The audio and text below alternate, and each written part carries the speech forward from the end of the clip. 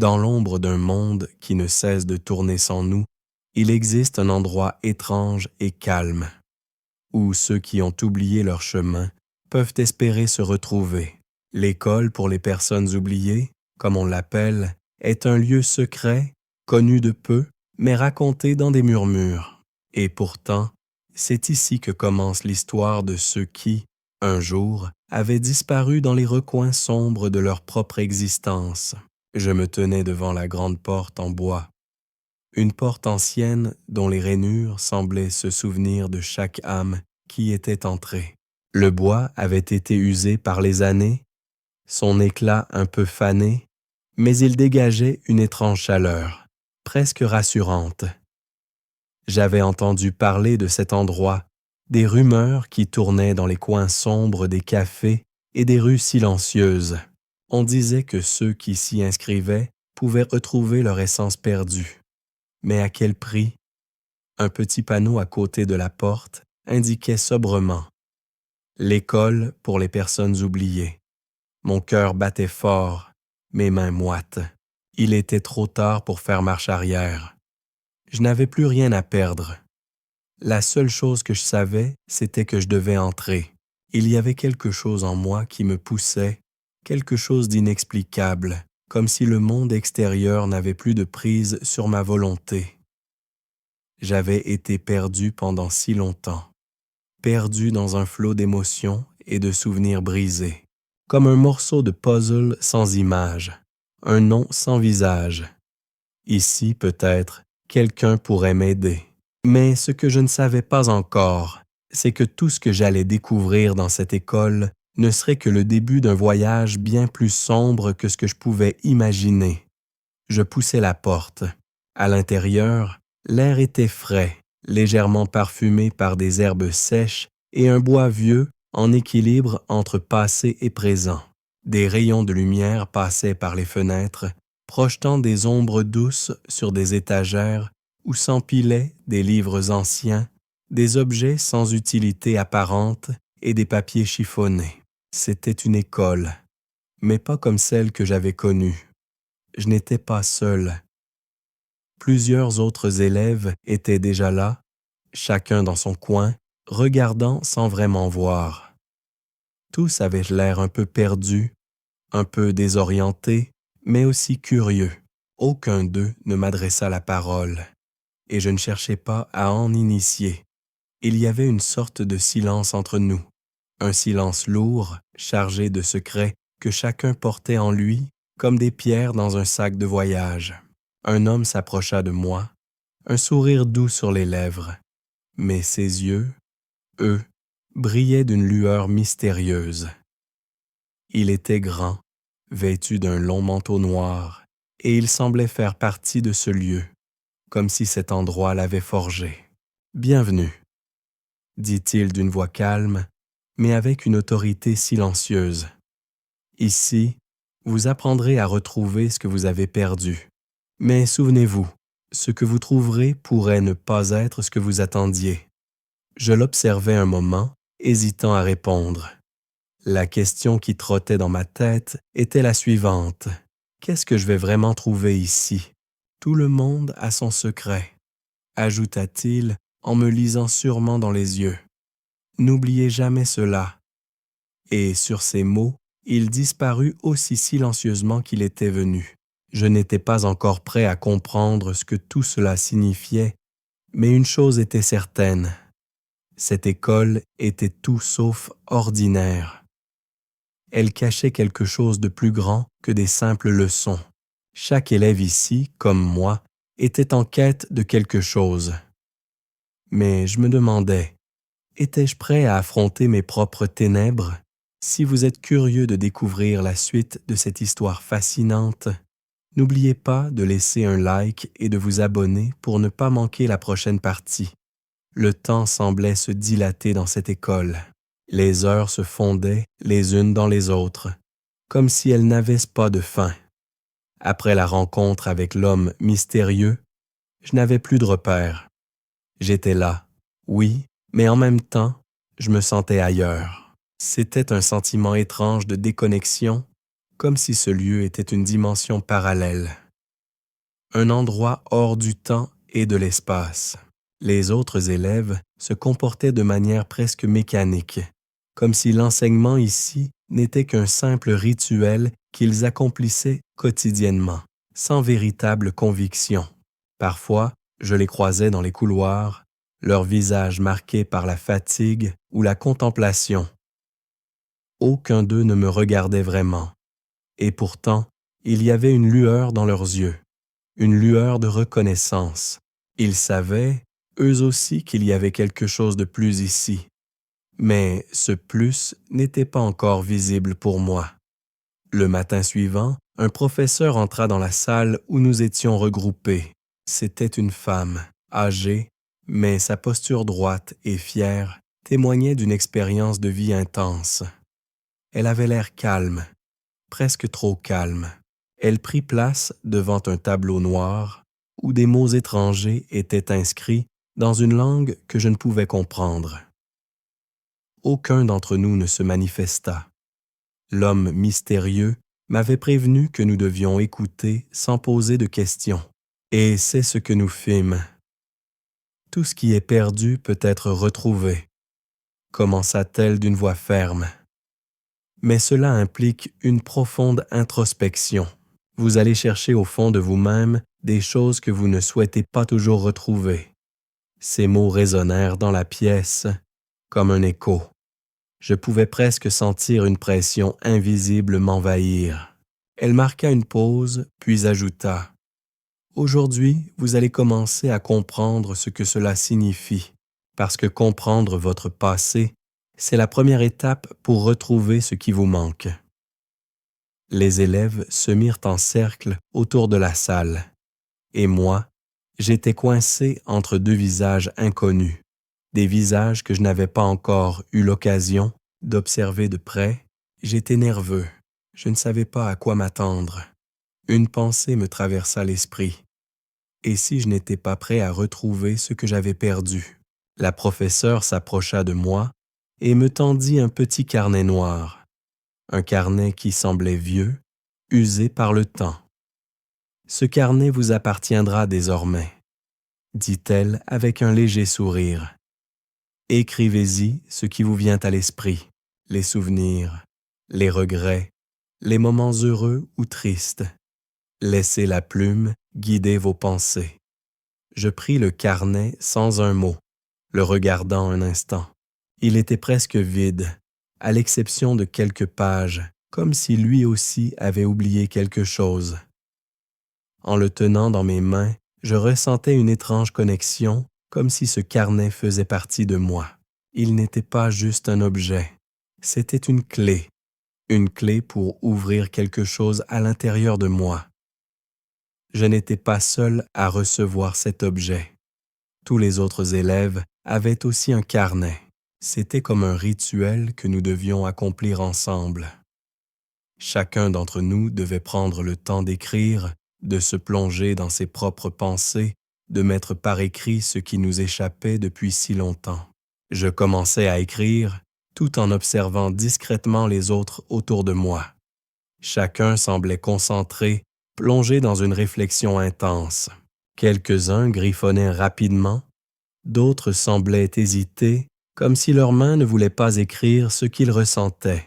Mais tout le monde, sans exception, écrivait. Je ne savais pas ce qui m'attendait, mais je savais que cette école n'était pas simplement un endroit pour retrouver sa mémoire.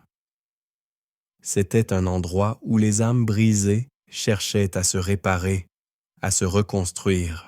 Mais les réparations ne se font pas sans douleur. Et j'avais le sentiment que la douleur n'était qu'un début. La professeure tourna le dos, se promenant lentement autour de la pièce, observant les élèves. « Écrire n'est que la première étape, » dit-elle d'une voix grave. « La vérité que vous allez découvrir ne sera pas facile à accepter. Mais n'oubliez jamais, ceux qui cherchent la vérité doivent être prêts à tout perdre. » Ces mots m'assaillirent comme une claque. À tout perdre? Pourquoi perdre encore plus? Tout en moi résistait à cette pensée.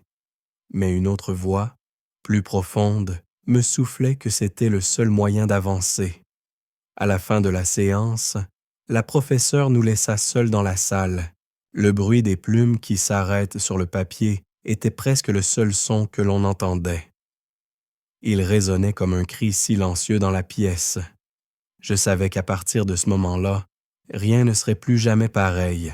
Je me demandais alors, et si ce que je cherchais dans cette école n'était pas une vérité, mais une illusion? Les jours qui suivirent furent étrangement lourds. À mesure que le temps passait, je commençais à ressentir l'intensification de l'atmosphère qui régnait dans l'école. Chaque regard échangé, chaque mot prononcé semblait chargé de sens, comme si chaque geste était une épreuve dans un long cheminement intérieur. Les élèves, autrefois des inconnus, devenaient des silhouettes familières. Mais au fond, je savais que chacun d'eux cachait des secrets que personne ne pourrait jamais deviner. Je n'avais toujours pas ouvert le carnet que la professeure m'avait donné. Chaque fois que je le prenais en main, une sorte de résistance m'envahissait.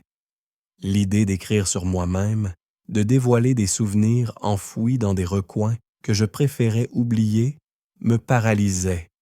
Pourtant, il fallait bien que je commence. Ce carnet était là pour une raison, et je savais qu'à un moment ou à un autre, je devrais l'utiliser.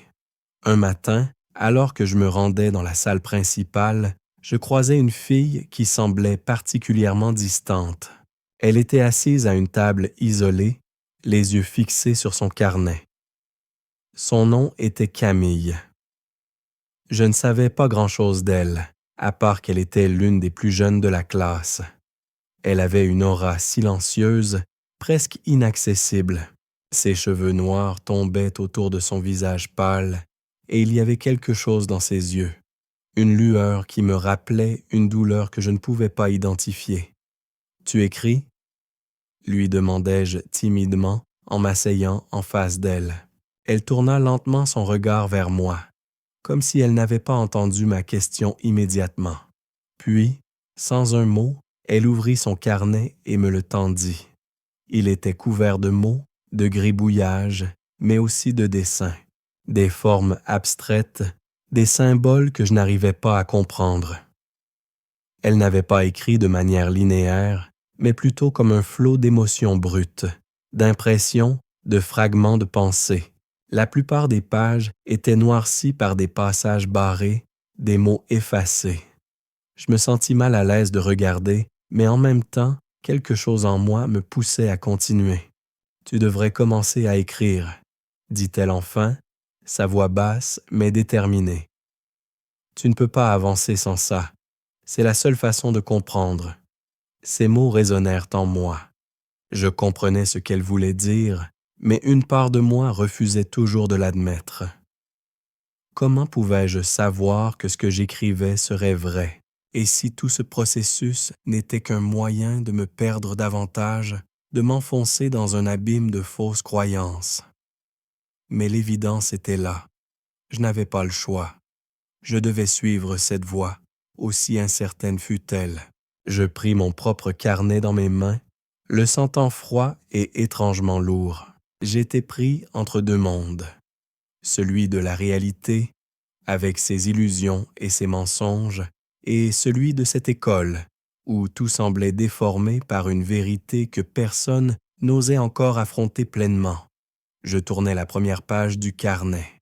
Puis, sans réfléchir, ma main se posa sur le papier et les mots commencèrent à s'échapper de moi. J'écrivais, mais ce n'était pas moi qui écrivais. C'était quelque chose d'autre, une voix qui ne m'appartenait pas vraiment. Au fur et à mesure que les mots se formaient, je me sentais transporté dans un autre espace, un autre temps. Ce que j'écrivais me semblait à la fois familier et étranger. C'était comme si un autre moi venait à la surface, un moi que je n'avais pas vu depuis longtemps, un moi que j'avais oublié. Je me souviens de la première fois que j'ai oublié Zrenia. Les mots venaient, mais je ne pouvais pas les arrêter. C'était comme si mon propre corps m'échappait, que tout ce que j'avais connu se dissolvait sous l'impulsion de ces souvenirs refoulés.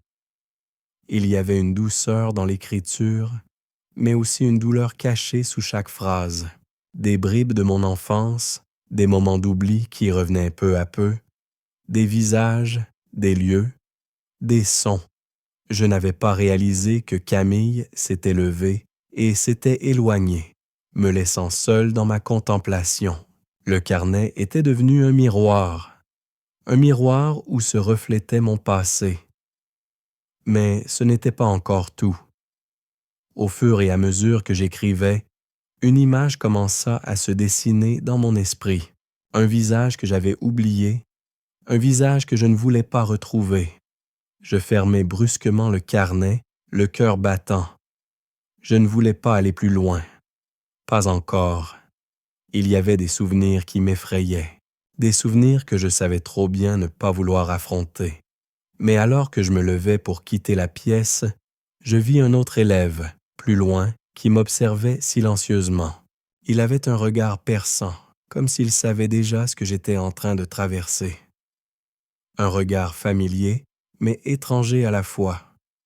Il semblait porter un secret bien plus lourd que le mien. Et alors, une question s'imposa à moi. Et si tout le monde ici avait oublié, mais que certains n'avaient pas le courage de se souvenir? Les jours se succédaient, mais il n'y avait aucune routine dans cette école. Chaque matin, je me levais avec cette même appréhension, ce même sentiment d'être suspendu entre deux mondes, celui du passé, que j'avais commencé à redécouvrir, et celui du présent, que j'essayais désespérément de comprendre. Chaque élève ici semblait porter en lui une sorte de déséquilibre, une fracture invisible que chacun tentait de réparer à sa manière. Le carnet m'avait presque obsédé depuis que je l'avais ouvert pour la première fois. À chaque mot écrit, une partie de moi se sentait un peu plus proche de ce que j'avais perdu et en même temps un peu plus éloigné de ce que je croyais être. Il y avait quelque chose de profondément perturbant dans cet acte d'écrire.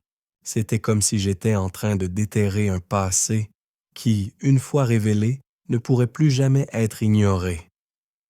Aujourd'hui, le cours était plus intime que d'habitude. La professeure nous avait demandé de nous asseoir en cercle et de partager ce que nous avions écrit. Le murmure de la salle était palpable, les regards échangés pleins de défis et de peur. C'était un exercice auquel je n'étais pas prêt. Je me demandais ce qui m'attendait si je choisissais de parler, si je laissais échapper ces mots enfouis. Qu'allait-il se passer si je les dévoilais devant les autres? Je regardais les autres élèves. Chacun semblait dans une introspection profonde, comme si le seul moyen de survivre à cette expérience était de ne rien dévoiler de trop personnel. Pourtant, il y avait cette tension dans l'air, une tension palpable qui indiquait que personne n'était vraiment prêt. Tout le monde, même Camille, semblait fuyant, comme si le simple fait de parler de son passé signifiait se condamner à revivre ses pires moments. Je pris une inspiration et tendis mon carnet, hésitant. La professeure s'approcha lentement, comme si elle savait déjà ce que j'allais dire. Elle s'assit en face de moi, posant ses mains sur la table. « Je sais que c'est difficile, » dit-elle d'une voix douce, « mais comprendre votre passé vous permettra de retrouver ce que vous avez perdu. Vous devez être prêt à accepter la vérité, aussi dure soit-elle. » Je regardais autour de moi, puis je me lançai. Les mots sortaient lentement, hésitants au début, puis avec de plus en plus de fluidité. Je me souviens de la première fois où j'ai oublié. Ce n'était pas un événement marquant, pas un accident ni un traumatisme. C'était juste un moment où tout a changé sans que je le voie. Je suis devenu quelqu'un d'autre, comme si j'étais un spectateur de ma propre vie. Et je n'ai jamais voulu m'en souvenir. Je pensais que c'était mieux ainsi, que le fait d'oublier me permettrait de continuer. Je me tus un instant, laissant mes mots flotter dans l'air, puis je repris. Mais plus je me perds, plus je me rends compte que j'ai effacé des morceaux de moi, des choses qui me définissaient. J'ai fui des émotions, des souvenirs qui étaient trop lourds. Je me suis dit que je pouvais tout oublier, mais je comprends maintenant que tout cela me rattrape. Un silence lourd s'abattit sur la pièce. La professeure m'observa, ses yeux emplis de compréhension. « C'est un bon début », dit-elle enfin, avec un léger sourire. « Il est normal d'avoir peur, d'être vulnérable, mais ce que vous avez écrit est le premier pas pour comprendre pourquoi vous avez perdu une partie de vous. » Je posai mon carnet sur la table, sentant une étrange légèreté m'envahir. Parler n'avait pas été aussi difficile que je l'avais imaginé, mais il restait quelque chose d'insaisissable. Une sensation de manque, comme si l'on m'avait arraché une partie de moi. Pourtant, il y avait aussi cette sensation étrange de soulagement, comme si une porte s'était ouverte, même si je n'étais pas tout à fait prêt à franchir le seuil. Les autres élèves commencèrent à parler à leur tour. Certains chuchotaient à peine, leur voix tremblante, tandis que d'autres parlaient avec une brutalité silencieuse, leurs paroles d'une clarté déconcertante. Camille, elle, resta silencieuse, le regard rivé sur ses mains. Je ne pouvais pas m'empêcher de me demander ce qu'elle avait écrit, ce qu'elle cachait. Mais ce n'était pas le moment de poser des questions. Ici, dans cet endroit étrange, chacun était seul avec son passé. Je savais que je n'étais qu'au début de quelque chose de plus grand, mais je n'avais aucune idée de ce que l'avenir me réservait. La vérité, aussi effrayante soit-elle, semblait être la seule chose qui pouvait nous libérer. Mais étais-je vraiment prêt à en affronter toutes les conséquences? Ce matin-là, quelque chose changea en moi. Je ne savais pas encore quoi, mais je sentais que l'école m'avait offert quelque chose que je n'avais pas cherché, mais que je savais maintenant indispensable. Une ouverture sur ce que j'avais perdu. Je n'étais pas seul dans cette quête, mais je devais encore trouver comment aller de l'avant, dans un monde qui semblait faire tout pour me faire oublier. Les journées à l'école s'écoulaient dans un tourbillon d'introspection, d'échanges maladroits et de révélations douloureuses. Chaque élève semblait prendre son temps, jonglant entre le désir de se perdre et l'urgence de se retrouver. J'avais vu des choses, entendu des choses que je n'étais pas sûr de vouloir comprendre. Mais il n'y avait pas de retour en arrière, et chaque petit pas m'éloignait un peu plus du monde extérieur. La réalité, si elle existait encore quelque part, semblait devenir un lointain souvenir, presque irréel. Ce matin-là, la professeure nous annonça que nous allions faire un exercice différent. Il ne s'agissait plus d'écrire ou de parler de notre passé, mais de faire face à quelque chose de plus immédiat. Nous devions nous regarder, nous observer les uns les autres et essayer de voir ce que nous cachions. Parfois, dit-elle d'une voix calme, ce n'est pas la vérité écrite qui nous libère, mais la vérité que nous refusons de voir. Le silence s'installa dans la salle, lourd et presque oppressant. C'était étrange de devoir se regarder en face, de devoir scruter le moindre signe chez les autres, comme si nous pouvions déceler ce qu'ils avaient là perdu sans qu'ils aient à le dire. Nous étions des étrangers, certes, mais plus que cela, nous étions des fragments d'un même puzzle, chacun avec sa propre pièce à retrouver. Je m'assis à la même place que d'habitude, mon carnet posé devant moi, mais cette fois, je ne le pris pas immédiatement. Mes yeux se portèrent sur les autres élèves. Camille était là, assise comme toujours, la tête baissée, mais il y avait quelque chose de différent dans sa posture aujourd'hui. Elle semblait plus tendue, comme si la moindre chose pouvait la briser. Ses doigts tremblaient légèrement sur le coin de son carnet et son regard fuyait celui des autres. Il y avait cette distance entre elle et le reste du monde. Et pourtant, je sentais qu'elle savait exactement ce qu'elle cachait. Un autre élève, Maxime, qui jusqu'alors était resté plutôt en retrait, se leva brusquement. « Je ne veux pas faire ce truc. » lança-t-il d'une voix ferme, mais son regard trahissait une vulnérabilité qu'il n'avait pas réussi à masquer. « Je n'ai pas envie de regarder les autres. Je sais déjà ce que vous allez tous penser de moi. » Il s'assit précipitamment, l'air enragé, son visage rouge de frustration. Mais son geste avait attiré l'attention de la classe, et malgré son refus, il semblait que tout le monde avait vu en lui quelque chose qu'il ne voulait pas montrer. La professeure, toujours calme, s'approcha de lui et posa une main sur son épaule. « Maxime, nous avons tous des facettes de nous-mêmes que nous refusons de voir. Mais aujourd'hui, vous allez simplement regarder les autres, sans jugement, sans peur. Parce qu'avant de pouvoir regarder en vous-même, vous devez d'abord apprendre à voir les autres. » Elle se tourna alors vers nous, nous invitant à faire l'exercice. Je pris une profonde inspiration, mes yeux se baladant sur les visages autour de moi. Que voyais-je vraiment? Que pouvais-je voir chez Camille, Maxime ou même chez moi-même? Les contours de leurs visages étaient émarqués par des choses que je ne pouvais comprendre. Mais pourtant, il y avait un étrange reflet dans leurs yeux. Ce n'étaient pas des visages inconnus, mais des visages brisés, des visages d'histoires non dites, de souffrances cachées. Je crois qu'à ce moment précis, quelque chose changea en moi. C'était comme si le voile entre le passé et le présent s'était légèrement levé, m'offrant un aperçu de ce que ces gens, moi inclus, cherchaient à éviter.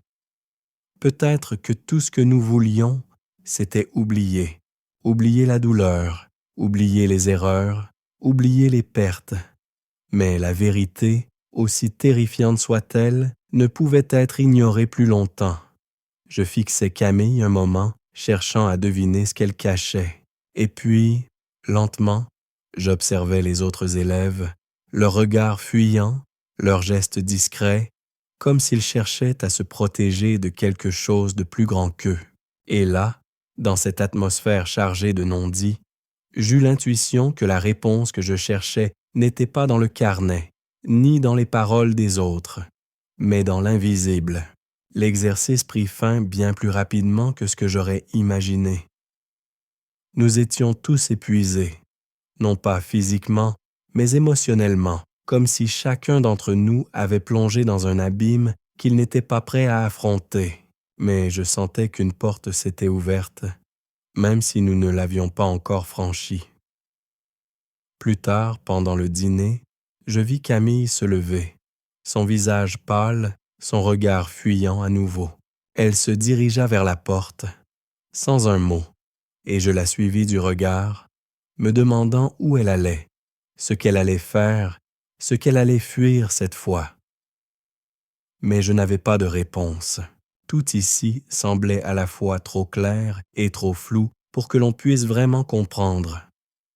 La classe, les élèves, la professeure, tout était comme un puzzle qui, lentement mais sûrement, prenait forme. Et moi, au milieu de tout ça, je me demandais si j'étais prêt à découvrir ce qui m'attendait à la fin de cette quête, à la fin de ce chemin, vers la vérité. Le lendemain matin, un sentiment étrange m'envahit. L'atmosphère dans l'école était différente, comme si le simple fait de nous être observés la veille avait réveillé quelque chose de latent. Les élèves semblaient plus tendus, plus prudents, comme si un fil invisible nous reliait tous, un fil fragile qui risquait de se rompre à tout instant. Je m'attendais à ce que l'exercice de la veille change quelque chose, mais je ne m'étais pas préparé à l'impact psychologique qu'il aurait sur chacun de nous. Quand j'entrai dans la salle de classe, je remarquai immédiatement que Camille n'était pas là. J'eus une brève pensée pour elle, me demandant où elle avait bien pu aller après sa fuite précipitée. Pourtant, je n'osais pas poser la question, ni chercher à savoir. Chaque élève semblait plus replié sur lui-même, comme si une barrière invisible s'était dressée entre nous. La professeure arriva peu après, ses pas mesurés, son regard toujours aussi calme, presque détaché, mais il y avait quelque chose dans sa démarche qui trahissait un poids qu'elle ne laissait pas paraître. Elle posa son sac sur le bureau et attendit que tout le monde prenne place. « Hier, nous avons fait un exercice d'observation, » commença-t-elle, mais ce n'était que le début. Ce que vous avez vu, ou cru voir, n'était qu'un miroir de vos propres perceptions. Aujourd'hui, nous allons aller plus loin. Nous allons aborder quelque chose de plus intime. Nous allons toucher à la nature même de ce qui vous a fait oublier. Un frisson parcourut mon échine. Elle avait dit « toucher à la nature même », et ces mots résonnaient en moi comme un avertissement.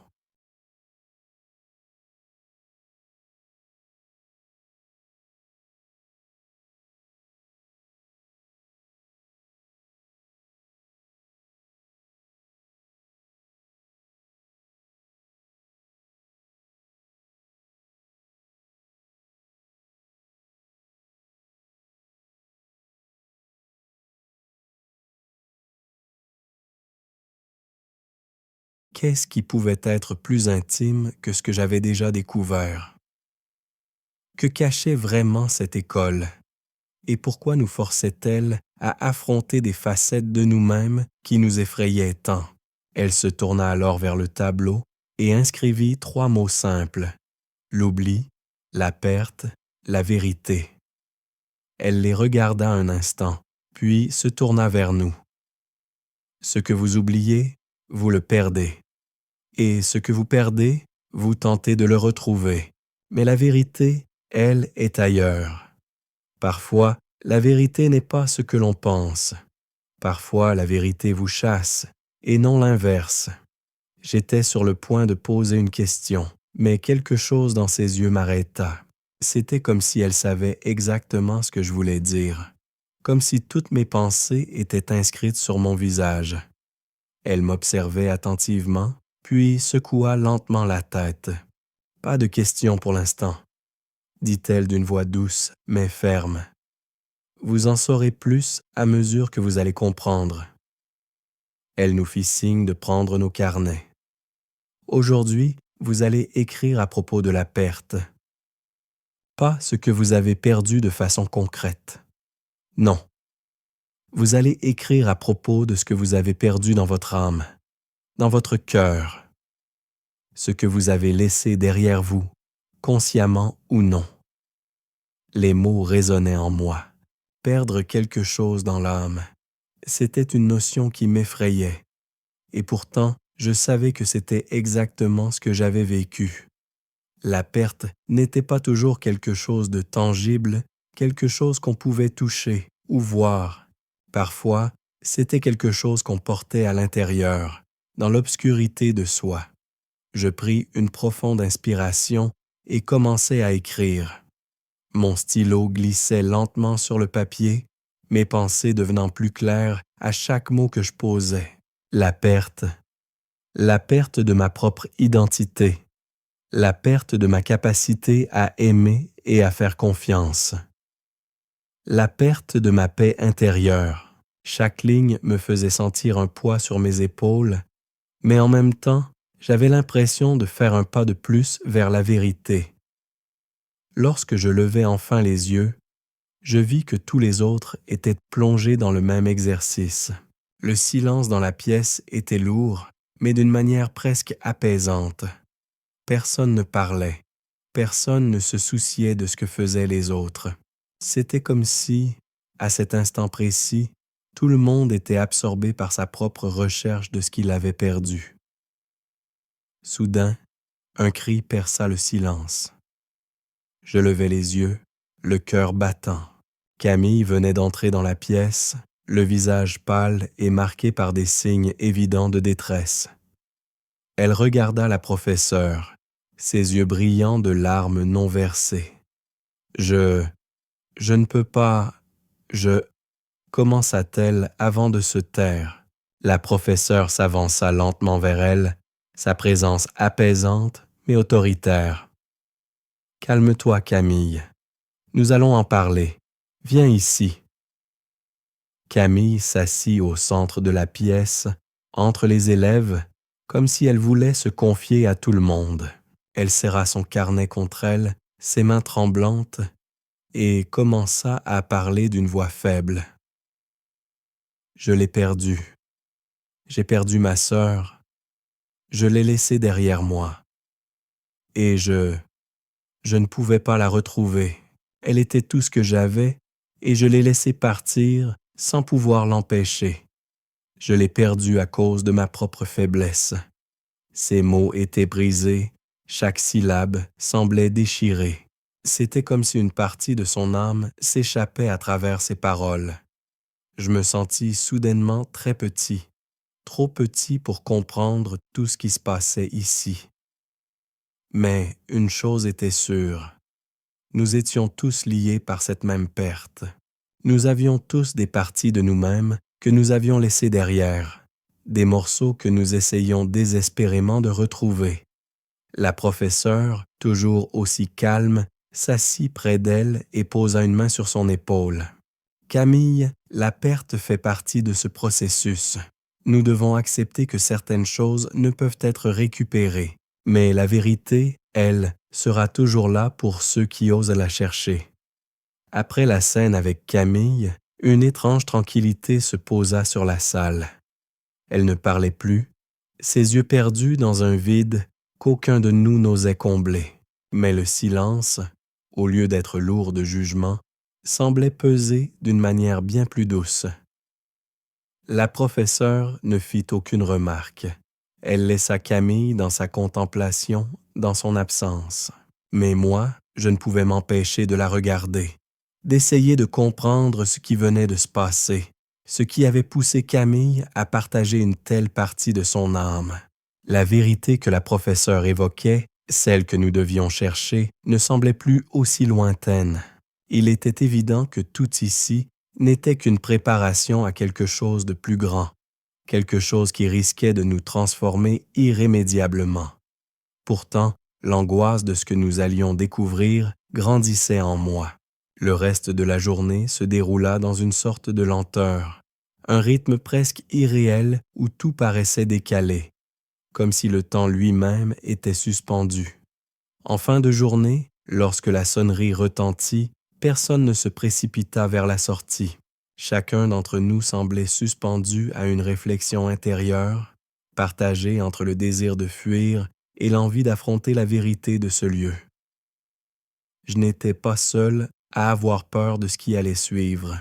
Je pouvais voir dans les yeux des autres une certaine terreur, une terreur qui se mêlait à une forme de curiosité insatiable. Je pris mon carnet en main et partis sans un mot, évitant le regard des autres. Je me rendis dans un coin isolé du jardin de l'école, un espace qui semblait hors du temps entre les vieilles pierres recouvertes de mousse. Là, je m'assis sur un banc, cherchant à retrouver une certaine paix, mais mes pensées ne cessaient de m'assaillir. Je voulais comprendre ce qui m'attendait, ce que j'étais en train de faire, ce que j'avais commencé à chercher en écrivant, et si je voulais vraiment aller jusqu'au bout de ce voyage. Peu de temps après, j'entendis des pas derrière moi. Je me retournai et vis Camille qui s'approchait lentement, ses yeux encore chargés de la douleur qu'elle avait partagée en classe. Elle s'assit à côté de moi, sans dire un mot, et pendant un instant, nous restâmes là, ensemble dans le silence. « Tu sais, » dit-elle finalement, « je ne pensais pas que ce serait aussi difficile. J'ai cru que tout ça allait m'aider, que j'allais me sentir mieux. Mais maintenant, je comprends que ça fait que tout revenir. » Je ne répondis pas tout de suite. Je ne savais pas quoi dire. Camille avait l'air brisée, mais d'une manière différente. Ce n'était pas simplement une tristesse qui la consumait. C'était comme si elle était en train de se redécouvrir sous un jour qui ne correspondait pas à ce qu'elle espérait. « Je t'ai entendu hier, » reprit-elle, « quand tu as écrit que tu avais perdu une partie de toi. Je pense que je suis dans la même situation. J'ai perdu plus que ma sœur. J'ai perdu moi-même. Je me suis noyé dans ma propre vie sans jamais m'en rendre compte. Je lui jetai un regard rapide, un regard furtif qui chercha des réponses dans ses yeux. Mais je n'avais rien à dire, rien qui puisse réellement la réconforter. « Tu crois qu'on peut vraiment se retrouver? Tu crois qu'on peut retrouver tout ce qu'on a perdu? » demanda-t-elle avec une sincérité dévastatrice. Je laissai passer quelques secondes avant de répondre. « Je ne sais pas, » dis-je enfin. Mais peut-être que le fait de le chercher nous aide à avancer, même si on ne trouve jamais tout. Elle hocha lentement la tête, comme si ma réponse lui apportait une certaine forme de soulagement, même si elle n'était pas celle qu'elle attendait. Nous restâmes là, silencieux, seuls dans nos pensées. À cet instant, je me rendis compte que cette école, ces exercices, ces méthodes n'étaient pas là pour guérir. Elles nous confrontaient simplement à l'inévitable vérité que tout ce que nous avions perdu était quelque chose qui avait changé la manière dont nous nous percevions et la manière dont nous percevions les autres. Mais peut-on vraiment se réparer après une telle fracture? Peut-on se retrouver sans se briser encore plus? Quand Camille se leva pour partir, elle ne me regarda pas, mais je savais que nous partions tous les deux à la recherche de quelque chose que nous ne pourrions peut-être jamais retrouver. Je restai seul dans ce jardin, pensant à ce qui m'attendait et à la vérité qui se cachait sous cette école, prête à nous avaler tout entier. Ce voyage n'était pas seulement une quête de réponse, c'était un voyage intérieur qui allait changer chacun de nous, que nous l'acceptions ou non. Et au fond, je savais que la fin de ce voyage n'était pas un dénouement. Non, elle ne faisait que commencer. Les jours qui suivirent étaient empreints de cette étrange anticipation qui semble précéder un grand bouleversement. Chaque moment passé dans l'école pour les personnes oubliées était comme une marche lente vers l'inévitable, vers quelque chose que je ne pouvais ni comprendre ni fuir. Camille n'était plus là. Elle avait disparu de la scène. Elle n'était plus présente au repas ni aux exercices, et personne ne parlait d'elle. J'avais cherché à savoir où elle était, mais je savais au fond que cela n'avait aucune importance. Elle avait franchi une étape que nous devions tous un jour franchir. Elle avait, peut-être, choisi de faire face à ses démons seule. J'étais devenu plus silencieux, plus replié sur moi-même, comme si la recherche de ma propre vérité me demandait de faire taire le monde extérieur pour mieux entendre ma propre voix intérieure. Je me retrouvais à écrire plus souvent, notant chaque pensée, chaque sensation qui me traversait. Je savais que l'exercice d'écriture, au-delà de son apparente simplicité, était un moyen de forcer les souvenirs à émerger, de les saisir avant qu'ils ne s'échappent à nouveau. Ce matin-là, un changement dans l'air me frappa immédiatement. L'école, qui jusque-là m'avait semblé calme et ordonnée, semblait désormais plus tendue, presque menaçante. La lumière à travers les fenêtres n'était plus aussi douce, mais froide, comme si le soleil lui-même était réticent à pénétrer dans ce lieu. Les élèves étaient moins nombreux, ou du moins, c'est ce que je pensais. Il y avait moins de bruit, moins d'agitation. Une lourde atmosphère de suspension pesait sur la salle. Lorsque la professeure arriva, elle ne dit rien. Elle s'assit en silence devant nous et attendit que tous les élèves soient réunis. Il y avait dans son regard une certaine forme de gravité, comme si elle savait que ce qui allait suivre marquerait un tournant décisif. L'air semblait plus épais, chaque mouvement semblait plus calculé, chaque souffle plus audible. Il y avait une tension palpable dans la salle, comme un préambule à une révélation. « Il est temps d'aller plus loin », dit-elle finalement, sa voix grave mais mesurée. « Aujourd'hui, vous allez partager ce que vous avez écrit.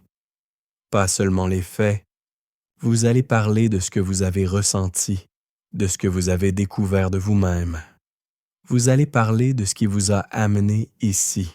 Et surtout, vous allez parler de ce que vous ressentez en ce moment, maintenant. » Elle marqua une pause, son regard balayant lentement la pièce, comme pour scruter chacun d'entre nous. Mais sachez ceci, chaque mot prononcé aujourd'hui vous rapprochera de la vérité. Vous allez probablement vous sentir vulnérable.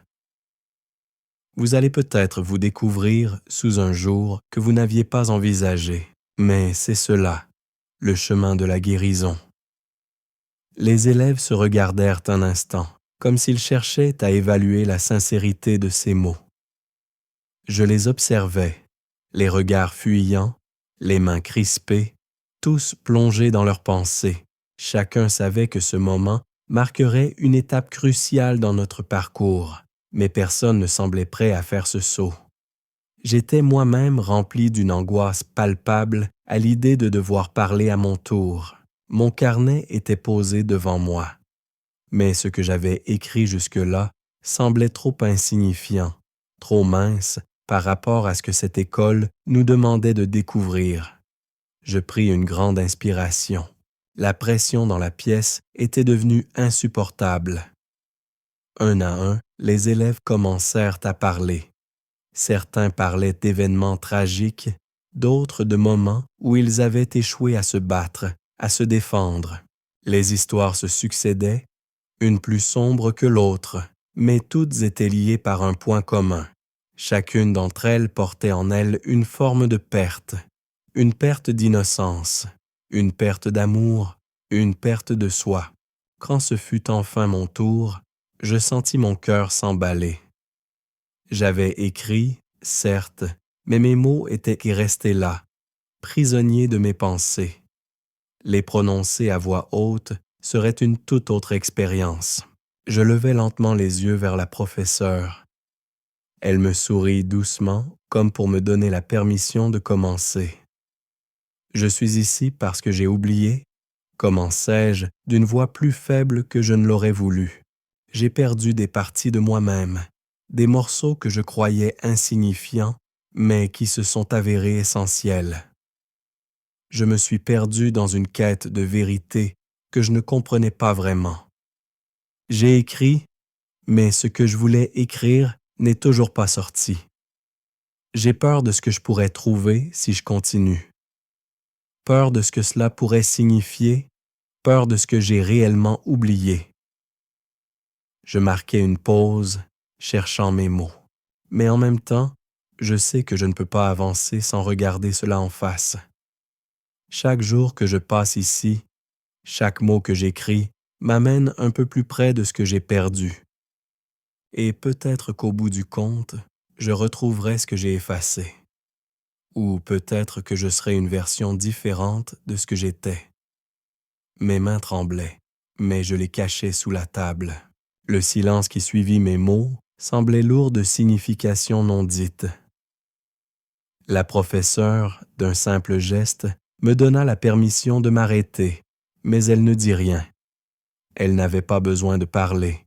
Elle savait, comme nous tous, que ce que nous venions de faire était un acte profond, un acte de confiance envers nous-mêmes, envers cette école, et surtout, envers la vérité qui se cachait derrière chaque parole. La salle était silencieuse comme suspendue dans l'air. Chacun de nous était seul dans sa propre pensée. Mais à cet instant précis, nous partagions tous la même réalité. Nous étions en train de déterrer des morceaux de nous-mêmes que nous avions trop longtemps ignorés. Et même si la vérité nous faisait mal, elle était la seule chose qui pouvait nous délivrer. Les jours se succédaient, et à chaque jour passé à l'école pour les personnes oubliées, un poids s'ajoutait à l'air déjà lourd qui régnait dans la salle. La vérité, cette vérité à laquelle on nous préparait depuis le début, n'était pas aussi libératrice que je l'avais espéré. Chaque confession, chaque mot prononcé lors de l'exercice de la veille semblait peser sur mes épaules comme une lourde pierre. Mais le pire, c'était ce sentiment constant que, malgré tout, il manquait encore quelque chose. Une pièce du puzzle qui refusait de s'emboîter. La classe s'était peu à peu resserrée autour de ce cercle fragile de vérité. Camille n'était toujours pas revenue. et son absence devenait aussi pesante que l'aube avant un orage. Je n'avais plus de nouvelles d'elle, et je savais que cela signifiait que sa quête, tout comme la mienne, l'avait poussée dans une direction qu'elle ne pouvait partager avec nous. Peut-être s'était-elle retrouvée, ou peut-être s'était-elle perdue pour toujours. La professeure, elle, était restée aussi calme et mystérieuse que d'habitude. Pourtant, j'avais remarqué une légère ombre dans son regard. Quelque chose d'inexprimable. Elle ne semblait pas affectée par ce que nous partagions. Mais je savais, au fond de moi, qu'elle était elle aussi prisonnière de ce lieu, prisonnière de ses propres vérités non dites. Un matin, la professeure annonça quelque chose de différent. « Ce soir, vous serez confrontés à une nouvelle épreuve, » dit-elle simplement, sans explication. « Il est temps de briser les murs de vos petites zones de confort. Ce soir, nous allons vous emmener dans un autre lieu. » Le ton de sa voix ne laissait aucune place au doute. Ce n'était pas une simple activité, ce serait une épreuve, quelque chose qui nous forcerait à aller encore plus loin, à plonger encore plus profondément dans nos propres ténèbres. Mais malgré l'inquiétude qui me tenaillait, je sentais aussi un étrange soulagement. Peut-être que cette épreuve, aussi difficile soit-elle, nous permettrait de trouver enfin ce que nous étions venus chercher. Le soir venu, nous nous retrouvâmes tous dans une grande salle sombre, sans fenêtre, éclairée seulement par des bougies qui vacillaient. L'odeur de cire brûlée emplissait l'air, et la lumière tamisée créait des ombres menaçantes sur les murs. Les élèves étaient là, regroupés en silence, chacun semblant perdu dans ses propres pensées. La professeure nous fit signe de nous asseoir en cercle. Elle prit place au centre et, d'un geste lent, elle posa devant nous un objet recouvert d'un drap noir. Ce fut à cet instant que je compris que cette épreuve n'était pas un simple exercice, mais quelque chose de plus grand, de plus terrifiant. « Ce que vous allez voir, » commença-t-elle, « est un miroir. Pas un miroir ordinaire, un miroir qui reflète non pas votre apparence, mais ce que vous êtes vraiment, ce que vous cachez, ce que vous ne voulez pas voir. » Elle retira lentement le drap. Un miroir, grand, imposant, à la surface noire comme de l'encre, mais avec une brillance étrange, presque surnaturelle, s'étendait devant nous. Je n'avais jamais vu un miroir comme celui-ci. Il semblait absorber la lumière, la transformer en quelque chose d'inquiétant. Le reflet que j'y vis n'était pas le mien.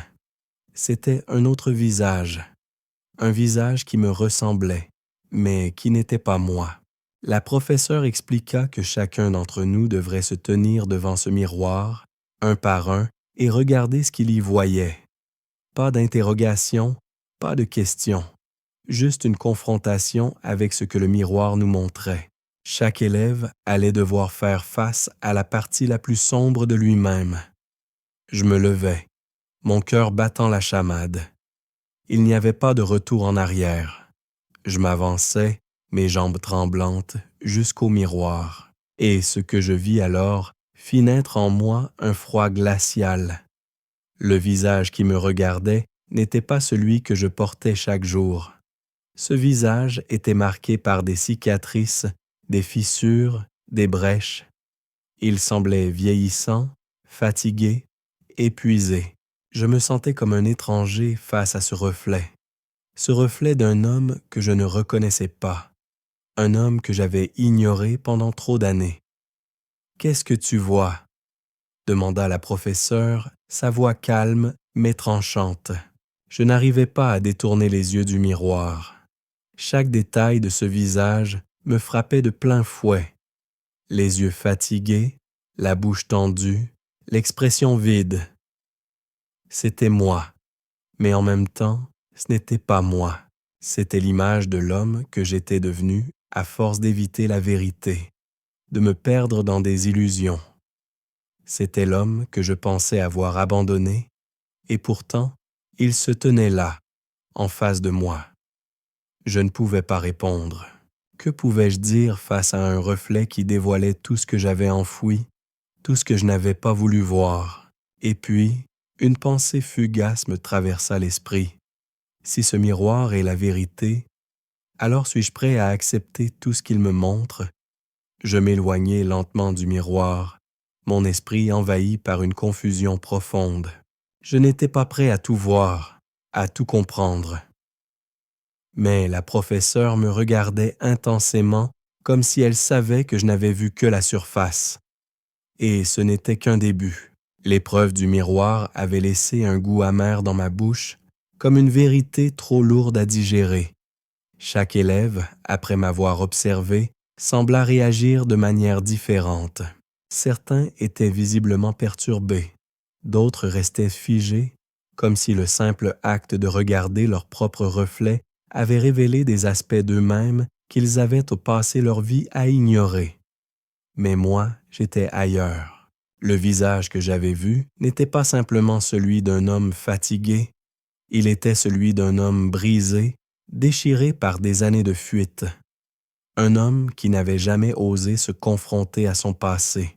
Je m'étais attendu à une libération, à une sorte de catharsis, mais au lieu de cela, je ressentais un vide immense qui me tirait vers l'intérieur, vers des profondeurs que je n'étais pas prêt à explorer. Chaque autre élève semblait avoir trouvé une forme de paix dans cette confrontation. Mais pour moi, le miroir avait juste ouvert une porte que je n'étais pas sûr de vouloir franchir. « Qu'avez-vous vu » demanda la professeure, sa voix grave, presque imperceptible dans le silence qui régnait dans la pièce. Mais personne ne répondit immédiatement. Chacun d'entre nous restait là, comme figé par l'impact de ce que nous venions de voir. Le miroir, ce simple objet, nous avait dévoilé non seulement notre reflet extérieur, mais aussi tout ce que nous cachions au plus profond de nous-mêmes. Je fus soudainement frappé par la pensée que ce miroir ne pouvait pas être la fin de notre quête. Ce n'était que le début d'un processus beaucoup plus long, plus douloureux. Accepter ce que nous avions vu n'était qu'une première étape.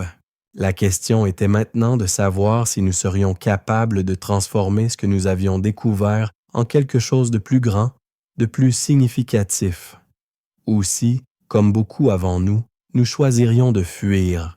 Le silence s'étira et la professeure, comme si elle avait attendu ce moment de réflexion, reprit la parole. « Ce que vous avez vu là, dit-elle lentement, n'est qu'une image. Ce n'est pas vous, ce n'est qu'un reflet des parties de vous-même que vous avez négligées. Maintenant, vous allez devoir décider. Allez-vous accepter cette partie de vous ou allez-vous essayer de la fuir à nouveau? » Ces mots résonnèrent dans mon esprit comme un écho lointain. Fuir, c'était exactement ce que j'avais fait toute ma vie. Fuir la douleur, fuir le passé, fuir tout ce qui me forçait à affronter la réalité. Mais à ce moment précis, quelque chose se brisa en moi. Je savais que je ne pouvais plus fuir, plus maintenant.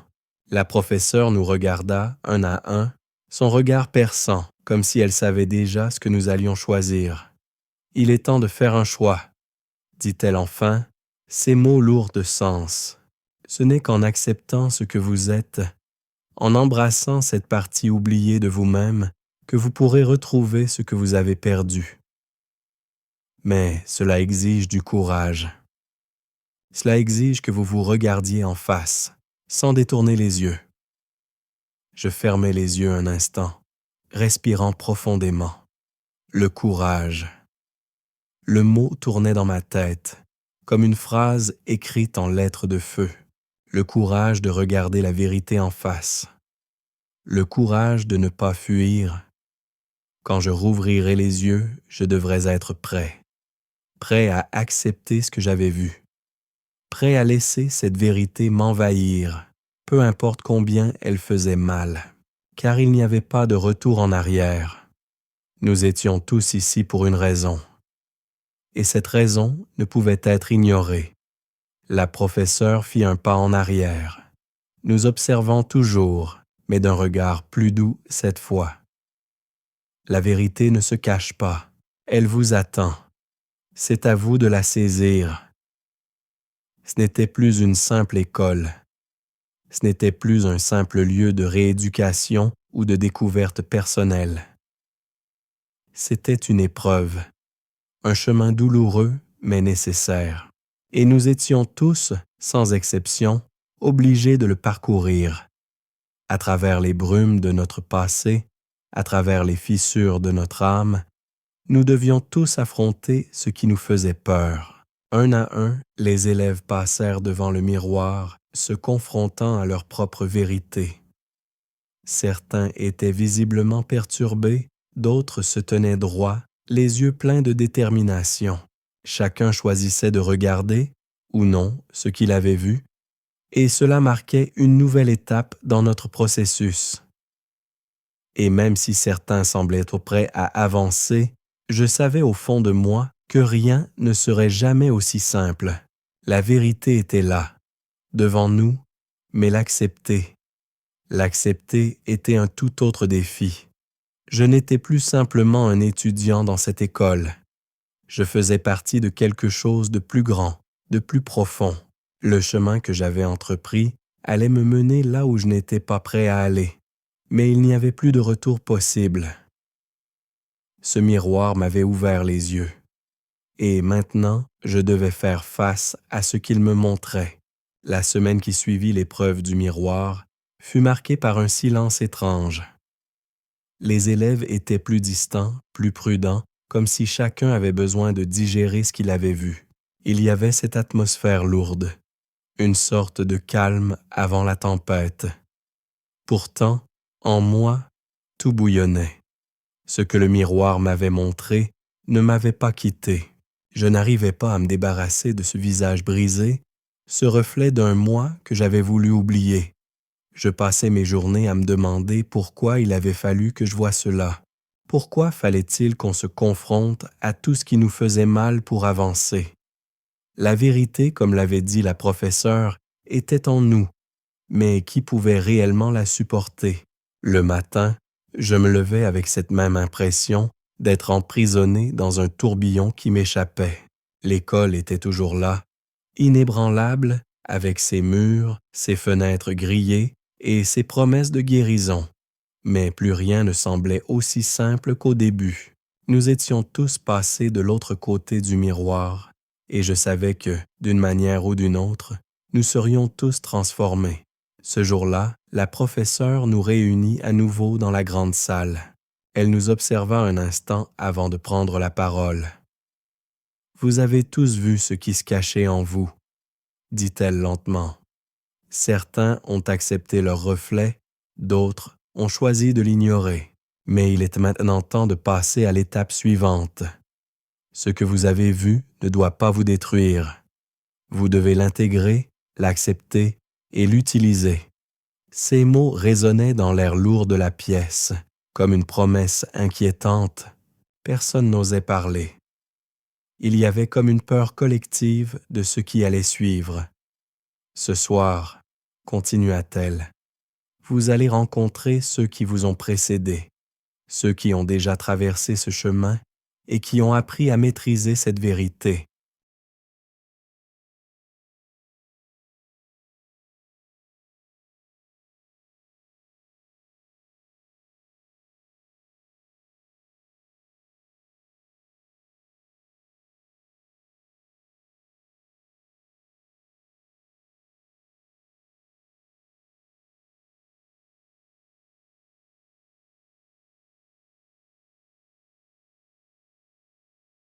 Vous allez leur poser des questions, comprendre comment ils ont fait face à ce qu'ils ont vu et ce qu'ils en ont fait. Elle s'arrêta un instant, nous regardant un par un, comme si elle cherchait à voir au fond de nos âmes. Ne croyez pas que ce processus est fini. Ce n'est qu'un début. Si vous voulez vraiment comprendre ce que vous êtes, vous devrez accepter que tout ce que vous avez vu dans le miroir est aussi réel que ce que vous êtes aujourd'hui. Cette idée me frappa comme un coup de tonnerre. Ce que j'avais vu dans ce miroir n'était pas un fantasme, ce n'était pas un jeu. C'était une réalité, une vérité que j'avais choisi d'ignorer depuis trop longtemps. Le soir arriva, et avec lui, l'inconnu. Nous nous rendîmes tous dans une pièce à l'écart de l'école, une grande salle à l'aspect austère, presque clinique. La lumière tamisée donnait à l'endroit un air de sanctuaire ou de confessionnal. À l'intérieur, nous fûmes accueillis par plusieurs personnes âgées, vêtues de manière simple mais soignée. Leur présence imposait le respect, mais aussi une étrange distance. Ce n'étaient pas des professeurs ni des étudiants, mais quelque chose entre les deux. Ils avaient les yeux marqués par des années de douleur et de sagesse. Je savais que ces personnes avaient vécu ce que nous vivions maintenant. Nous nous assîmes en cercle, et la première question vint de la professeure. « Dites-nous ce que vous avez vu dans le miroir. Qu'avez-vous appris sur vous-même? » Elle s'adressa directement à l'un des anciens élèves, un homme d'âge mûr, aux yeux fatigués, mais empreint d'une calme autorité. Il prit un moment pour répondre, ses mains tremblant légèrement. « Je ne vous mentirai pas, » commença-t-il d'une voix rauque. « Quand je me suis vu, j'ai vu l'homme que j'avais été et l'homme que je suis devenu. J'ai vu un être brisé, un homme qui avait détruit tout ce qu'il aimait, tout ce qu'il chérissait. J'ai vu l'homme qui avait fui la vérité toute sa vie.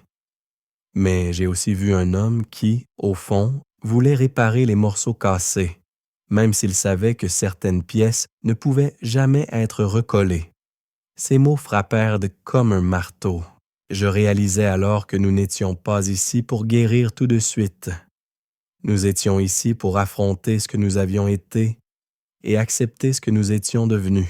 Nous étions ici pour comprendre que certaines fractures ne pouvaient jamais être réparées, mais que cela ne signifiait pas que nous devions nous laisser abattre.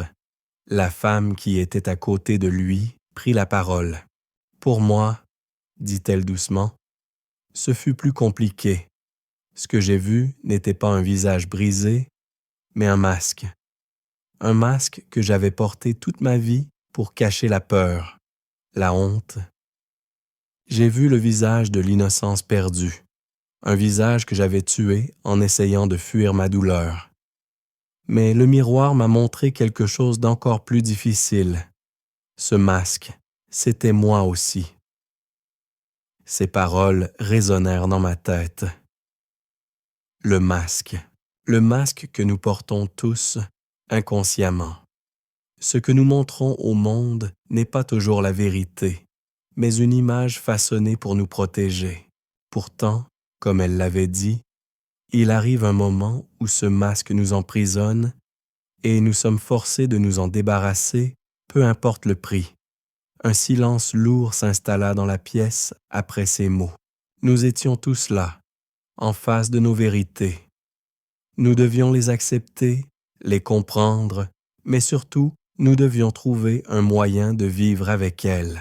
Je sentais que cette école, cette quête, me poussait vers une vérité que je n'étais pas encore prêt à accepter complètement. Mais il y avait cette conviction profondément ancrée en moi, que chaque étape me rapprochait d'une version de moi-même que j'avais trop longtemps ignorée. La nuit était tombée, mais le poids des révélations de cette soirée semblait avoir allongé le temps. La salle où nous étions rassemblés restait éclairée par des bougies vacillantes, projetant des ombres dansantes sur les murs. La chaleur de la pièce contrastait avec la froideur qui régnait dans nos cœurs. Nous étions tous plongés dans une introspection, chacun d'entre nous étant désormais conscient que cette quête de vérité, aussi libératrice qu'elle paraisse, était aussi une épreuve qui ne permettait aucun retour en arrière. Les paroles des anciens élèves tournaient encore dans ma tête, comme des échos qui me poursuivaient. Le masque, le visage brisé, l'innocence perdue, tout cela m'envahissait. Je pensais à mon propre reflet dans le miroir et au visage que j'y avais vu, celui que je fuyais depuis si longtemps. Mais ce n'était pas seulement moi que je voyais, Ce miroir m'avait montré l'humanité en moi, avec ses faiblesses, ses défauts, ses ombres. Il m'avait montré le fardeau du passé et la lourde tâche de le porter, mais il y avait aussi quelque chose de libérateur dans cette confrontation. Oui, cela faisait mal, mais ce mal, cette souffrance, était désormais en pleine lumière. Elle n'était plus un fantôme à fuir dans l'obscurité de mon esprit. Elle était là, palpable, mais aussi affaissée, comme un vieux fardeau dont on pouvait enfin se débarrasser. La professeure rompit finalement le silence. « Vous avez entendu ce que ces anciens élèves ont partagé, » dit-elle. « Vous avez vu leur combat, leur confrontation avec la vérité. Ce soir, vous allez également affronter votre propre vérité, mais cette fois, pas seul. Vous allez le faire en groupe. » Elle laissa un temps d'attente, comme pour s'assurer que nous comprenions l'importance de ces mots. « Ce processus, continua-t-elle, ne se fait pas dans l'isolement. Vous allez vous aider les uns les autres à affronter ce qui vous hante, et vous allez apprendre à voir au-delà de la douleur pour trouver ce qui reste quand tout est effondré. » Elle nous fit signe de nous lever et de former un cercle. Chacun d'entre nous se regardait comme des fragments d'un même puzzle, chacun portant une partie de l'histoire de l'autre, mais chacun aussi enfermé dans ses propres cicatrices. Et pour la première fois, je réalisais que ce que nous partagions ne se limitait pas à des histoires personnelles. C'était un vécu collectif. Nous étions tous marqués, mais d'une manière qui nous unissait, bien plus qu'elle ne nous séparait. Nous fermâmes les yeux, guidés par la professeure qui nous invita à imaginer nos peurs, à les visualiser dans l'espace autour de nous. Voyez ces peurs, ces douleurs, ces ombres qui vous suivent. Mais maintenant, imaginez-les sortir de vous comme une vapeur noire qui s'élève dans l'air. Regardez-la se dissiper petit à petit jusqu'à ce qu'il ne reste plus que vous, dans votre état pur, sans masque, sans fardeau. Voyez-vous comme vous êtes réellement. Les minutes passèrent. Je sentais une chaleur douce, presque réconfortante, me traverser. Mes pensées se calmirent, et dans cet état de concentration, j'ai vu quelque chose. Une image fugitive, un visage que je reconnaissais. Ce n'était pas celui du miroir. Ce n'était pas un visage brisé ni défiguré. C'était mon visage, mais vu sous un autre angle, celui d'un homme qui, malgré tout, avait survécu, un homme qui avait traversé la souffrance et en était sorti vivant. Et dans ce reflet intérieur, j'ai vu la possibilité de la paix. Pas une paix parfaite, mais une paix qui venait de l'acceptation. Je ne savais pas encore si je pourrais vivre avec tout ce que j'avais découvert, mais je savais que ce processus m'avait changé. J'étais plus conscient de mes failles, mais aussi plus prêt à les accepter, à les regarder en face, sans fuir. Lorsque nous ouvrîmes les yeux, la professeure nous regarda, un léger sourire aux lèvres. « Vous avez fait un grand pas aujourd'hui, » dit-elle, « mais le chemin est encore long. Ce que vous venez de vivre est une petite mort, une mort symbolique de tout ce qui vous pesait. Mais ce n'est pas la fin. C'est un nouveau commencement. » Ces paroles, plutôt que de nous angoisser, apportèrent un sentiment de soulagement. Nous étions là, ensemble, dans cette quête de vérité. Et peut-être que ce que nous cherchions, au fond, ce n'était pas une guérison complète, mais une acceptation, une réconciliation avec notre passé et notre souffrance. Un cheminement collectif. Je pris une grande inspiration et regardai autour de moi.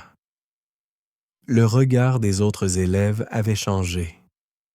Il n'y avait plus de jugement, plus de solitude. Nous étions tous réunis dans cette recherche et, peu à peu, nous comprenions que la vérité n'était pas quelque chose à fuir, mais à accueillir. Nous ne pouvions pas effacer ce que nous avions vécu, mais nous pouvions choisir de ne plus laisser cela nous définir. La route à parcourir était encore longue, mais à ce moment précis, je me sentais prêt à continuer. Le temps, bien que relatif dans ce lieu, continuait de se dérouler d'une manière étrange et immuable. Chaque journée semblait se fondre dans la suivante, mais les changements qui se produisaient en nous étaient bien réels. La quête de vérité, cette recherche incessante de ce que nous avions oublié, de ce que nous avions perdu, ne cessait de nous remodeler, de nous transformer à chaque confrontation avec nos ombres. Il y avait des moments où je me sentais proche de la paix et d'autres où la lourdeur de mon propre passé me faisait presque suffoquer. Les autres élèves, bien qu'en apparence plus calmes, semblaient eux aussi pris dans ce tourbillon intérieur, chacun cherchant à s'approprier ce qui émergeait, tant bien que mal, de cette quête collective. Une nouvelle épreuve se profilait. La professeure nous le dit sans fioriture, simplement, avec ce ton calme et impénétrable qu'elle avait toujours. Mais ce qu'elle annonça ce jour-là fit naître un frisson collectif parmi nous tous. Ce soir, commença-t-elle, vous allez faire face à ce qui vous terrifie le plus. Mais ce n'est pas un exercice comme les précédents. Cette fois, vous allez confronter vos peurs dans leur forme la plus pure. Ce que vous redoutez, ce qui vous empêche d'avancer, vous allez l'affronter directement, ici, dans cette salle. Un frisson parcourut mon échine. Ces mots n'étaient pas anodins. Confronter nos peurs, les peurs les plus profondes et les plus enfouies, ce n'était pas quelque chose que l'on pouvait aborder en toute légèreté. La simple idée de devoir affronter des aspects de nous-mêmes que nous n'avions jamais voulu regarder était une perspective terrifiante. La professeure nous invita à nous préparer. Aucun d'entre nous ne parla. Chacun se leva. Les gestes automatiques, mais les regards furtifs, emplis de doute et d'angoisse. Nous savions que ce qui allait suivre ne serait pas facile. Aucun mot, aucun encouragement ne pourrait suffire à nous préparer à ce qui allait se passer. En entrant dans la salle, nous découvrîmes qu'elle avait été aménagée différemment cette fois. Les murs étaient tapissés de rideaux noirs, presque occultant la lumière. Seules quelques bougies éclairaient faiblement l'espace, créant des ombres mouvantes sur les visages des élèves. Et au centre, une chaise. Rien d'autre, juste cette chaise, comme un trône pour nos peurs. La professeure, toujours calme, mais maintenant avec une autorité silencieuse, nous expliqua brièvement ce que nous devions faire. Un à un, vous allez vous asseoir sur cette chaise. Vous allez fermer les yeux. Et pendant un moment, tout ce que vous avez cherché à ignorer, tout ce que vous avez repoussé, tout ce que vous avez enfoui, va venir à vous. Vous devrez affronter cela seul, sans détourner les yeux. Vous êtes ici pour comprendre ce qui vous empêche d'avancer. Un silence oppressant envahit la pièce. Je m'assis sur le banc, le cœur battant fort dans ma poitrine. Les autres élèves, eux aussi, se préparaient, bien que personne ne puisse dire si nous étions prêts ou non. C'était l'instant décisif, le moment où tout ce que nous avions traversé allait enfin atteindre son point culminant. « Je vais commencer », dit la professeure en désignant un autre élève, une femme assez jeune qui avait toujours semblé être en équilibre précaire, comme si elle était sur le point de s'effondrer à tout moment. Elle se leva lentement et s'approcha de la chaise, une tension palpable dans chacun de ses mouvements. En s'asseyant, elle ferma les yeux et resta parfaitement immobile. Les minutes s'égrenaient lentement, chaque seconde semblant s'étirer dans le vide. Et puis, un soupir suivi d'un cri faible. La femme sur la chaise secoua la tête de droite à gauche, comme si elle tentait de repousser une vision, un souvenir qui revenait la hanter. Mais la professeure ne bougea pas. Elle attendait. Nous attendions tous.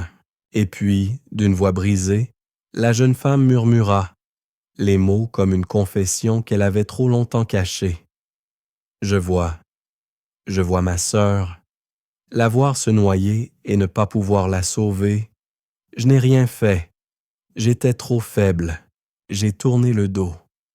J'ai ignoré sa souffrance. Elle m'a supplié, mais je l'ai laissé partir. J'ai voulu oublier. J'ai voulu m'échapper de cette culpabilité, de cette honte. Mais je ne peux plus. Je dois la voir. Je dois lui dire que je suis désolé, que je l'aime. Le silence qui suivit son cri semblait pesant, lourd, mais aussi libérateur. Elle tremblait, les larmes roulant sur ses joues. Il n'y avait pas de retour en arrière pour elle maintenant. Elle avait confronté ce qu'elle redoutait le plus, sa propre lâcheté, son impuissance et la culpabilité qui l'avait rongée. Lorsque la professeure l'aida à se lever, il y eut un instant de silence, un instant de compréhension partagée entre nous tous. La professeure tourna lentement ses yeux vers le groupe. « C'est ça, » dit-elle simplement. « C'est ainsi que l'on avance, en affrontant nos pires peurs, nos pires souvenirs et en leur donnant une place dans notre histoire. Mais ce n'est pas la fin, ce n'est qu'un passage. » À mon tour de m'avancer, chaque pas me semblait lourd. Je savais que ce moment n'était pas qu'une simple épreuve, mais une confrontation avec ce que j'avais longtemps fui. Le moment où je ne pourrais plus me cacher. Je pris place sur la chaise et la professeure, silencieuse, attendait. Je fermai les yeux. Les images commencèrent à affluer, violentes, incontrôlables. Je vis mes erreurs, mes absences, mes lâchetés. Mais au milieu de tout ça, je vis aussi quelque chose d'autre. La possibilité de me pardonner, de voir cette douleur, de l'accepter, mais de ne pas la laisser définir qui j'étais. Le monde autour de moi semblait se dissoudre. Lorsque mes yeux se fermèrent et que je m'assis sur la chaise, il n'y avait plus de salle, plus de professeurs, plus de groupe autour de moi. Il n'y avait que cette sensation de flotter, suspendu entre deux réalités. Les images, les souvenirs, les pensées se succédaient à une vitesse que je ne pouvais plus suivre, mais je n'avais plus le contrôle. Je devais les laisser m'envahir, les accepter. C'était la règle de cette école. Affronter ce qui nous terrifie le plus. Les premiers souvenirs qui surgirent étaient sieds à mon enfance. Des moments où je m'étais senti abandonné, où j'avais vu des choses que je n'avais pas su comprendre. Je revis mon père, toujours absent, et ma mère, la douleur évidente dans ses yeux chaque fois qu'elle me regardait. J'étais ce fils, mais j'étais aussi cet enfant perdu qui cherchait désespérément une main tendue sans jamais la trouver. Puis, les images se firent plus sombres, plus lourdes. Je revis mes échecs, mes trahisons. Le visage de ceux que j'avais laissés derrière, ceux auxquels je n'avais pas voulu offrir mon pardon, ceux que j'avais trahis par mon indifférence. Il y avait des mots non dits, des promesses brisées, des regards évités, et à chaque image, une douleur plus vive. Cette douleur était comme une brûlure intérieure. Chaque souvenir me frappait avec la force d'une vérité que j'avais ignorée. Je commençais à suffoquer. La peur m'envahissait. Je voulais fuir, je voulais me lever, sortir de ce cercle, me cacher à nouveau. Mais la voix de la professeure, calme et inébranlable, perça à travers mes pensées chaotiques. Ce n'est pas ce que vous voyez qui vous fait mal. C'est ce que vous avez refusé de voir, ce que vous avez ignoré. Les choses ne peuvent être réparées si vous ne les acceptez pas. Ces mots résonnèrent en moi. C'était ça, la clé. Je n'avais pas voulu voir la vérité sur mes erreurs, la vérité sur mes faiblesses. Je les avais cachées sous un masque de silence et d'oubli. Mais en les refusant, je n'avais fait que renforcer leur emprise sur moi. Je pris une profonde inspiration, une inspiration tremblante. Je pouvais sentir mon cœur battre fort, comme s'il voulait sortir de ma poitrine. Mais au fond de moi, une autre voix commença à émerger. Ce n'était pas la voix de la peur, c'était la voix de celui que j'étais vraiment, celle que j'avais étouffée pendant si longtemps. Cette voix me disait que je pouvais tout affronter, tout accepter. La vérité ne devait plus me faire peur. Elle était la seule chose qui me permettrait de me reconstruire. Et c'est alors que l'image la plus douloureuse apparut devant moi. Ce n'était pas un visage, ce n'était pas un souvenir de mon enfance ou une image de mes erreurs passées. C'était un sentiment, un poids lourd, ancré dans ma poitrine, le regret d'avoir trop longtemps ignoré ce qui comptait vraiment, d'avoir pris pour acquis des choses que j'avais laissées filer entre mes doigts.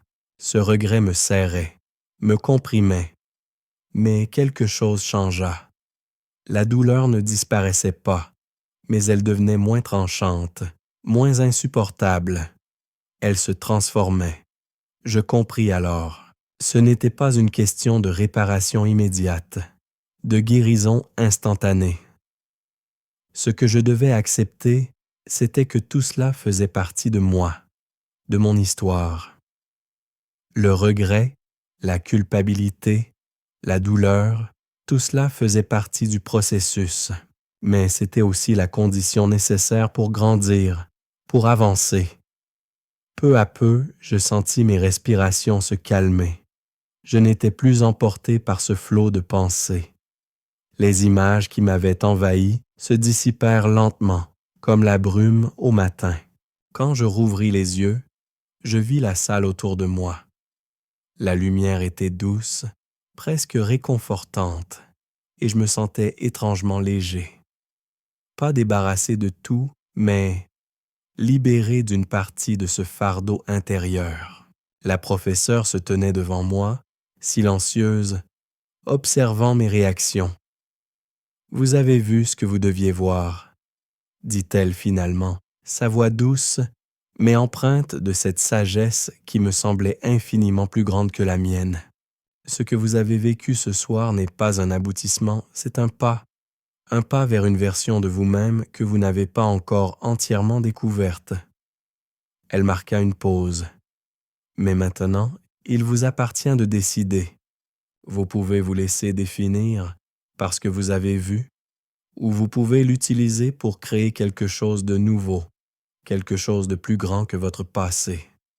Je m'assis quelques instants, laissant ces paroles s'ancrer profondément en moi. Je n'avais pas toutes les réponses, et peut-être que je ne les aurais jamais toutes. Mais une chose était sûre, je ne pouvais plus rester dans l'ombre de mon passé. Chaque étape, chaque confrontation m'avait rapproché de moi-même. Et chaque confrontation avec la douleur m'avait permis de l'accepter plutôt que de la fuir. Je me levai finalement, les jambes encore tremblantes, mais l'esprit plus calme, plus apaisé. Je savais qu'il y avait encore beaucoup à découvrir, que le chemin n'était pas fini, mais pour la première fois depuis longtemps, je n'avais plus peur de continuer. Le miroir, la confrontation, tout cela faisait partie du voyage, et je savais que le plus grand défi était d'accepter cette réalité, de l'accepter comme une partie de moi. Les jours suivants furent empreints d'une sérénité nouvelle, mais aussi d'une étrange intensité. J'avais passé les étapes précédentes dans une sorte d'urgence, cherchant à comprendre, à démêler les fils de mon passé sans vraiment savoir où cela me conduirait. Mais maintenant, après avoir affronté mes pires peurs et accepté ce que j'avais longtemps ignoré, il y avait cette tranquillité intérieure qui m'envahissait progressivement, comme une eau calme recouvrant lentement la surface déchaînée d'un lac. La professeure ne nous avait pas donné de nouvelles épreuves depuis notre confrontation avec nos peurs les plus profondes. À sa place, elle nous observait silencieusement avec cette même sagesse et cette même patience qui semblaient sans fin. Elle nous laissait prendre du recul, digérer, intégrer ce que nous avions vécu. Nous n'étions plus les mêmes. Chaque élève avait changé. Il y avait une sorte de lumière dans nos regards, une lueur d'acceptation, bien que nous n'ayons pas encore pleinement compris ce que cette transformation impliquait. Ce soir-là, la professeure nous annonça qu'un dernier exercice nous attendait, un exercice qui scellerait ce que nous avions appris jusqu'à présent. Ce n'est pas la fin de votre voyage, dit-elle, mais il est temps de voir si vous êtes prêt à avancer dans le monde réel, avec tout ce que vous avez découvert sur vous-même. Elle nous invita à nous rassembler dans la grande salle, celle où tout avait commencé, où nous avions partagé nos premiers mots, nos premières vérités. La pièce, à présent, semblait différente, moins intimidante, plus familière, comme si elle était devenue un lieu de passage plutôt que d'épreuve. Mais la tension était palpable. Un dernier défi se profilait. Nous nous assîmes en cercle, comme toujours, les visages un peu plus sereins, mais aussi plus concentrés. La professeure s'approcha lentement du centre du cercle, son regard porté sur chacun de nous, mais aussi sur ce qui nous attendait. Elle posa une question qui, en apparence, semblait simple. Maintenant que vous avez accepté vos ombres, vos douleurs, vos peurs, êtes-vous prêt à vous libérer de ce qui vous maintient prisonnier de votre passé? Êtes-vous prêt à vivre pleinement ce que vous êtes, sans crainte de la vérité? Aucune réponse immédiate.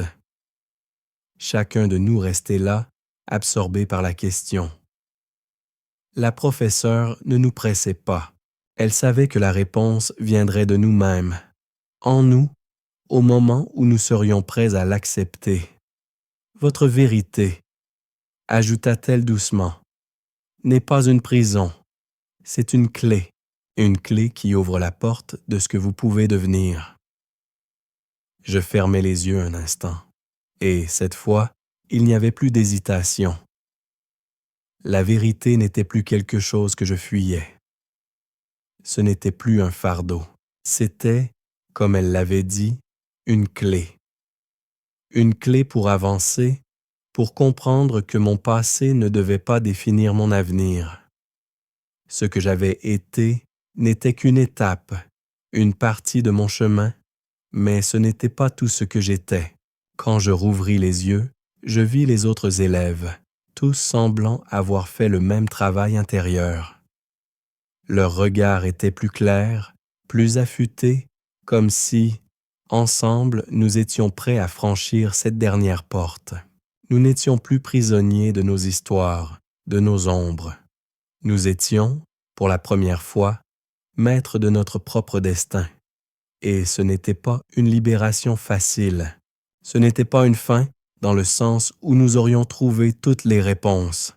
Mais c'était un commencement d'une vie vécue pleinement. La professeure sourit enfin, d'un sourire serein, comme si elle savait que, ce soir, nous avions franchi une étape décisive. Vous avez fait plus que juste comprendre. Vous avez accepté, vous avez intégré.